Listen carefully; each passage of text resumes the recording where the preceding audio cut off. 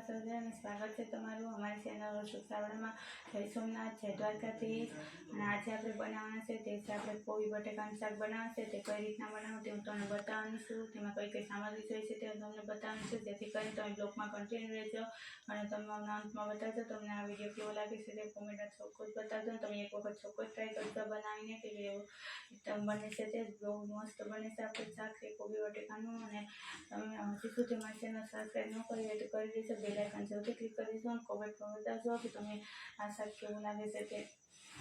તેની અંદર આપણે તેલ નાખી દઈએ, કેમ કે આપણે કોબી અને બટાકાનું શાક કરવાનું છે એટલા માટે તેને આપણે પહેલાં તો વઘારવું પડે, તેને બાફવાનું ન હોય। ઘણા લોકોને એમ હોય છે કે કોબી કે બટેકા ના સડે તો તેને બાફી ના કહેવાય, તેને બાફવાની જરૂર ના પડે।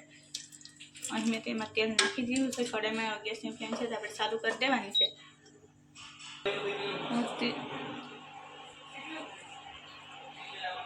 તેલ છે તે ગરમ થઈ ગયું છે અને હવે તેની અંદર આપણે પહેલાં છે આપણે રાઈ નથી નાખવાની, પણ આપણે જીરું નાખીને જ આપણે વઘાર કરવાનો છે। આ રીતે જીરું નાખી દીધું છે અને જીરું નાખ્યા બાદ તેની અંદર આપણે છે તે લસણ નાખવાનું છે। લસણ નાખ્યા બાદ તેની અંદર આપણે છે તે મરચાં નાખવાના છે, તમારે ડાલી થશે તે મરચાં નાખ્યા બાદ તેની અંદર આપણે લીંબુ નાખવાનું છે। લીંબુ આવે છે તે નાખ્યા બાદ ગેસની ફ્લેમ છે આપણે સ્લો કરી દેવાની છે। પહેલાં તો ગેસની ફ્લેમ સ્લો કર્યા બાદ તેની અંદર હવે આપણે નાખવાના છે આપણે બટાકાને છે ઝીણા સમારેલા બટાકા લીધા છે તે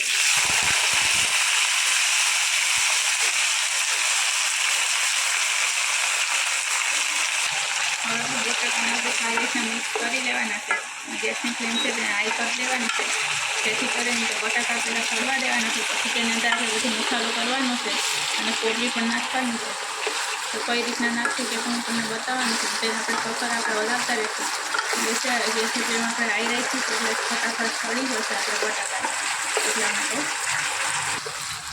આપણે બટાકાને છે તો આપણે આ રીતના આપણે સળવા દેવાના છે અને તે આપણે ઝીણા સમારવાના છે। તો વધારે આપણે બહુ છે તે આપણે પતલા સમારીએ તો છે આપણે બટાકા તો વહેલા સડી જશે। અને તમે જે પ્રમાણે બટાકા સુધારવા છે તે પ્રમાણે છે તે તમારા સળવામાં છે તે બટાકા આસાની લાગે છે જો તમે પતલાથી સમારેલા હોય તો। તમે જોઈ શકો છો કે આપણા બટાકા છે તે સળી ગયા છે, તેનો કલર પણ ચેન્જ થઈ ગયો છે। અને હવે આપણે તેની અંદર મસાલો કરવાનો છે, તે કઈ રીતના કરો તે હું તમને બતાવવાની છું। તેના માટે થઈને પહેલાં તો આપણે હળદર નાખવાની છે। આ રીતે અડધી ચમચી જેટલી આપણે હળદર નાખી દઈએ અને હળદર નાખ્યા બાદ આપણે તેની અંદર સ્વાદ નમક નાખવાનું આ રીતે। જો તમે જે પ્રમાણે ખાતા હોય તે પ્રમાણે તમે નમક નાખી શકો છો। નમક નાખ્યા હોય તેની અંદર આપણે છે ધાણા જીરું પાવડર આવે છે તે નાખવાનું છે। ત્યાં મેં 1.5 ચમચી જેટલો મેં ધાણા જીરું પાવડર નાખ્યો છે। ધાણા જીરું પાવડર નાખ્યા હોય તેની અંદર આપણે લાલ મરચું છે તે નાખવાનું છે। તેની અંદર આપણે આ રીતના લાલ મરચું છે તે નાખી દઈએ। લાલ મરચું છે જો તમે તીખું જે પ્રમાણે ખાતા હોય તે મુજબ તમે નાખી શકો છો। આ રીતે આપણે લાલ મરચું છે તે નાખી દીધું છે। હવે તે મસાલાને તે સારી રીતના આપણે મિક્સ કરી લેવાના છે। ગેસની ફ્લેમ આપણે સ્લો રાખીને જ આપણે મિક્સ કરવાના છે, જેથી કરીને આપણો મસાલો છે સારી રીતના મિક્સ થઈ જાય અને આપણો મસાલો છે તે બળે નહીં એટલા માટે થઈને આપણે તાજી થશે તો એની સ્મેલ છે તે મસાલાની એ સારી ન આવે એટલા માટે થઈને છે તે ગેસની ફ્લેમ સ્લો રાખવાની છે। તેને આપણે થોડી વાર માટે સળવા દેવાનું છે। મસાલો છે તો બટાકાની અંદર સારી રીતે મિક્સ થઈ ગયો છે। હવે આપણે તેની અંદર આપણે કોબી નાખવાની છે। કોબી છે તે મેં ઝીણી સમારીને લીધી છે તે આપણે નાખી દઈએ, પાણીમાં સાફ કરીને આપણે નાખવાની છે। આ રીતે એની અંદર આપણે બધી કોબી છે તે નાખી દઈએ। ગેસની ફ્લેમ છે તે આપણે સ્લો રાખીને નાખવાની છે, જેથી કરીને નીચે છે તે ફૂટે નહીં એટલા માટે થઈને આ રીતના આપણે બધી કોબી છે તે નાખી દેવાની છે અંદર। હવે આપણે તેને સારી રીતે મિક્સ કરી લેવાનું છે બટાકાની અંદર। આ રીતે બટાકાને જેનો આપણે મસાલો કરેલો છે તેની અંદર જ આપણે મિક્સ કરી લેવાની છે અને પછી તેને આપણે સળવા દેવાનું છે। તેની અંદર આપણે થોડી વાર માટે પાણી નથી નાખવાનું, પછી ફરી આપણે પાણી નાખી દઈશું, તે પણ આપણે ઝાઝું નથી નાખવાનું, થોડુંક જ નાખવાનું છે।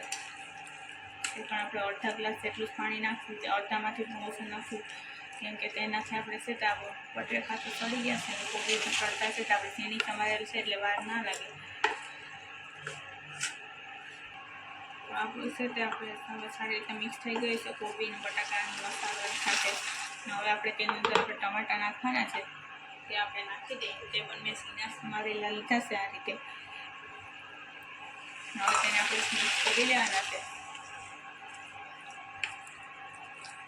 આપણે કોબી બટાકાની સાથે સારી રીતે મિક્સ કરવાના છે.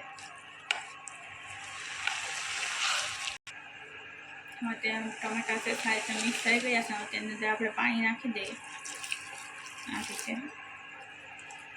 તેમાં પાણી છે આપણે સાદું નથી નાખવાનું, બટાકાને તે સડેલા છે એટલા માટે.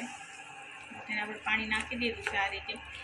પાણી નાખ્યા બાદ હવે તેને આપણે ઢાંકીને રહેવા દેવાનું છે, કેમ કે આપણે છે તેને હવે આપણે તમને કોઈ પણ વસ્તુ છે ઢાંકી દેશો, કેમ કે હવે આપણે હાઈ કરી દેવાની છે આ રીતે. હવે તેને આપણે ઢાંકીને હવે સડવા દેવાનું છે, કેમ કે આને હવે આપણે 10 મિનિટ માટે સડવા દઈશું એટલે આપણે કોઈ બટાકાનું શાક છે તે આપણે જોઈ લેવાનું છે વચ્ચે વચ્ચે સડી જાય છે કે નહીં. હવે 10 મિનિટમાં આપણે છે સડી જશે.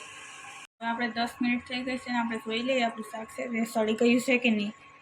તેને આપણે જોવાનું છે, કેમ કે આપણું શાક છે કે સડી જ ગયું હશે, એટલે ઝીણું સમારેલું છે એટલા માટે. તમે જોઈ શકો છો કે આપણું શાક છે તો સડી ગયું છે, કેવું મસ્ત થઈ ગયું છે. જો આપણે શાક તમે ખાતા હશો, તમે આ રીતના તમે શાક ક્યારેય નહીં બનાવ્યું હોય બટેકાનું અને એ કોબીનું, તમે આ ચોક્કસ એક વખત ટ્રાય કરશો બનાવવાની. અને એ તમે હજી સુધી અમારી ચેનલ સબસ્ક્રાઈબ ના કરી હોય તો કરી દેશો, બેલ આઇકનને સૌથી ક્લિક કરી દેશો અને કોમેન્ટમાં બતાવશો તમને આ શાક કેવું લાગે છે. અને તેની અંદર આપણે નાખવાનું છે તે આપણે લીલા ધાણા ભાજી છે તે નાખવાના છે આ રીતે. કેમ કે શાક સળે પછી જ આપણે તરત જ ગેસમાંથી જ આપણે લીલા ધાણા ભાજી નાખીએ તો તેની સ્મેલ છે એકદમ આવે છે મસ્તની, એટલા માટે થઈ. અને આપણે છે લીલા ધાણા ભાજી છે તે આપણે ત્યારે જ નાખી દેવાની. ઘણા લોકો છે તે નીચે ઉતારીને પછી નાખતા હોય છે, પણ ત્યારે નહીં નાખવાના, કેમ કે તેનો સ્મેલ છે તે આવે છે અને તેનો ટેસ્ટ છે તે વધુ સારો આવે છે આપણે શાકમાં ધાણા ભાજીનો. હવે તેને આપણે સારી રીતના આ રીતે મિક્સ કરી લેવાનું છે. તમે જોઈ શકો છો કે આપણું શાક બનીને રેડી થઈ ગયું છે. ને હવે આપણે ગેસની ફ્લેમ છે તે આપણે બંધ કરી દેવાની છે આ રીતે. હવે તેને આપણે કાઢી લેવાનું છે, જે આપણે સર્વિંગ પ્લેટમાં આપણે કાઢી લઈએ આ રીતે.